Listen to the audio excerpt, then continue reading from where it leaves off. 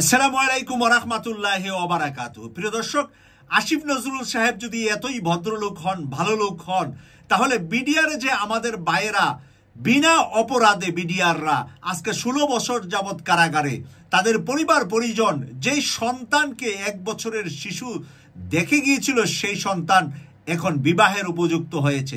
প্রিয় দর্শক, সেই বাবাগুলা আজকে জেলখানায় যেই কাতরাচ্ছে, কান্না করছে, তাদের কান্না কি আসিফ নজরুলের কানে আসে না? নাকি আসিফ নজরুল নাটকীয়তার জন্য এই আইন মন্ত্রণালয়টি ধরে রেখেছে? বাংলাদেশে কি আসিফ নজরুলের মতন কোনো আর আইন অজ্ঞ নাই? আমাদের আইনের বিশেষজ্ঞ নাই? আমাদের আইনের কি আর কোনো শিক্ষক নাই? সুপ্রিম কোর্টে কি আমাদের কোনো সিনিয়র আইনজীবী নাই যে এই আইন মন্ত্রণালয়টি চালাতে পারবে? যদি উনি এই বাংলাদেশের মানুষের পক্ষের হন, কেন আজকে 4 মাস পরেও বিনা অপরাধে বিডিআরের ঘটনায় আমাদের এই ভাইয়েরা জেলখানায় দুকে দুকে মরছে? আজকের এই বিষয়টা নিয়ে বাংলাদেশে তাদের পরিবার সংবাদ সম্মেলন করে বেশ কিছু দাবি দাওয়া তারা করেছেন এবং বলেছেন এটার উপরে আমাদের পরিবারের সদস্যরা কোনো ধরনের অপরাধী না, বিনা অপরাধে এতদিন পর্যন্ত কেন তাদেরকে আটকিয়ে রাখা হয়েছে? স্বৈরাচার হাসিনা পালিয়ে গিয়েছে, কিন্তু ডক্টর মোহাম্মদ ইউনূসের সরকারে ভিতরে কে বসে আছে?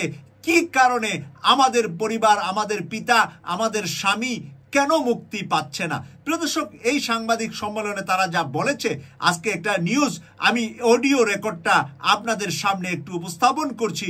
আপনারা এই অডিওটা শোনার পরে তাদের ব্যাপারে বুঝতে পারবেন এবং আপনারা কমেন্টস লিখতে পারবেন। পিলখানা হত্যাকাণ্ড মামলার পুনঃতদন্ত, কারাবন্দীদের মুক্তি, মামলার সব রায় বাতিল সহ 8 দাবি জানিয়েছে কারা নির্যাতিত বিডিআর সদস্যের পরিবার। সকালে জাতীয় প্রেস ক্লাবের সংবাদ সম্মেলনে নির্যাতিত পরিবারের সদস্যরা বলেন, ফ্যাসিস্ট শেখ হাসিনার নিজস্ব পরিকল্পনা বাস্তবায়নে এই হত্যাকাণ্ড চালানো হয়। প্রকৃত দোষীদের শনাক্তের দাবি করে তাদের বিচারের দাবি জানিয়ে বক্তারা বলেন, ঢালাওভাবে আসামি করায় নির্দোষ ব্যক্তিরাও আসামি হয়েছেন।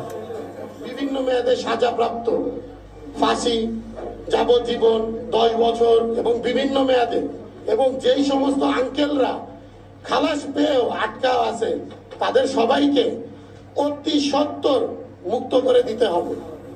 প্রদর্শক, আপনারা শুনলেন তাদের পরিবারের মুখ থেকে তারা কি চাচ্ছেন, কি দাবি করছেন। এই দাবিগুলোর ভিতরে তারা 8টি দাবি উপস্থাপন করেছেন, যেই 8টি কাজ বর্তমানের অন্তর্বর্তীকালীন সরকার আসিফ নজরুলের মন্ত্রণালয় থেকে করতে হবে। সেই 8টি কাজ আপনাদের সামনে আমি তুলে ধরছি এক এক করে।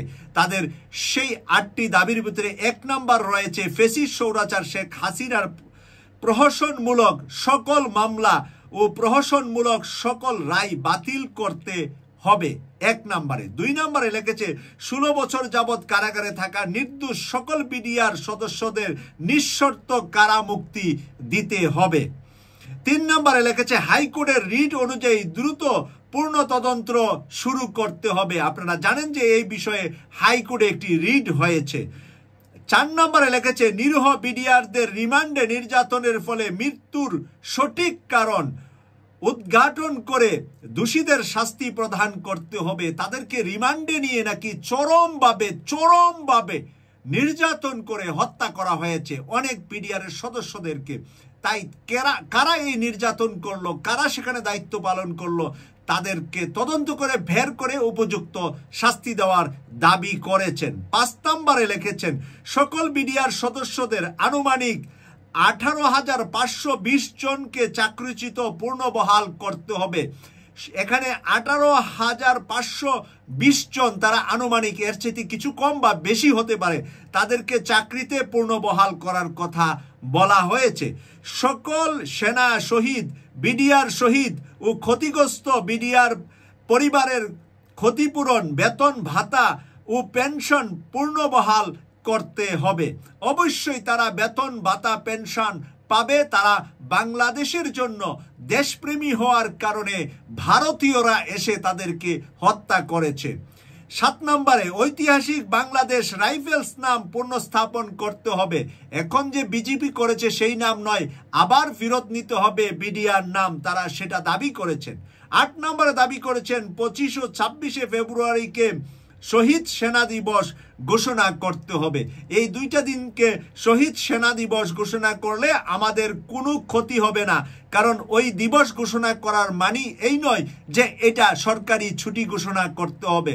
তারা শহীদ সেনা দিবস, তাদের নামে শ্রদ্ধা এবং সম্মান জানিয়ে প্রয়োজনে আমাদের পতাকা অর্ধ নামানো হবে সেদিন, সেটাই করা যেতে পারে। এবং স্কুল, কলেজ, বিশ্ববিদ্যালয়, শিক্ষা প্রতিষ্ঠানের ছাত্রছাত্রীরা জানবে কি কারণে ওই দিন পতাকা নামানো হয়েছে। কারণ সেদিন তাদের পূর্বপুরুষ, অনেকের দাদা, অনেকের চাচা, কারণ এইটা 16 বছর আগের ঘটনা, তাই অনেক বাচ্চারাই জানে না সেই ইতিহাসটা জানার জন্য সেই কাজটা করার কথা এখানে বলা হয়েছে। এখানে এই 8টি দাবির সাথে আমি একমত পোষণ করছি। কেটিভি 24-কে সাবস্ক্রাইব করে নিয়মিত ব্রেকিং নিউজ দেখার আমন্ত্রণ জানিয়ে বিদায় নিচ্ছি। আমি সৈয়দ মাসুক, লন্ডন থেকে। আল্লাহ হাফেজ।